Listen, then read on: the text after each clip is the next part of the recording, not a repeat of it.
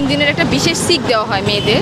সেই বিশেষ সিকের সময় আমি হচ্ছে 29, 30, 1 তারিখ হচ্ছে আমি ছুটিতে থাকি। এখন ছুটিতে থাকা অবস্থায় আপনি মাঠে যেতে পারবেন না, এটা ওখানকারই একটা রুলস। সেই অবস্থায় আমরা কয়েকজন ছিলাম, শুধু আমি না। সেই অবস্থায় আমাদের মাঠে শোকজ করা হয় যে নাস্তা খাইনি। আমি তো মাঠেই ছিলাম না, মাঠে নাস্তা খেলাম কিভাবে? আমার জন্য তো মাঠে নাস্তাই যায়নি।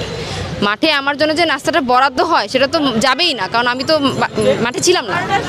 সরকারের উদ্দেশ্যে বলতে চাই যে আপনারাই বলেন যে বৈষম্যহীন বাংলাদেশে কারোর সাথে যেন বৈষম্যের শিকার না করা হয়, আমাদের দাবিগুলো যেন মেনে আমরা যেন আমাদের চাকরি ফিরে পেতে পারি। আপনি ভাবেন একটা 30 বছরের ছেলে মেয়ে রাস্তায় দাঁড়িয়ে আছে আজকে, তাদের কোথায় থাকার কথা? আজকে তাদের একটা ভরণ পোষণের দায়িত্ব নেওয়ার কথা। আপনি এখানে অনেক ফ্যামিলি পাবেন যারা একদম মানে ধার করে এনে ট্রেনিং করেছে। ট্রেনিংয়ের অবস্থাটা আপনারা হয়তো জানেন না। আমাদের কোনো এখানে টাকা দেওয়া হয় না। ইভেন যে আমাদের মানে বয়ের বেতন দিতে হয়, তাদের বেতন 2500 টাকা। আদার্স তো খরচ আছেই, বই কিনতে হয় প্রত্যেক মাসে।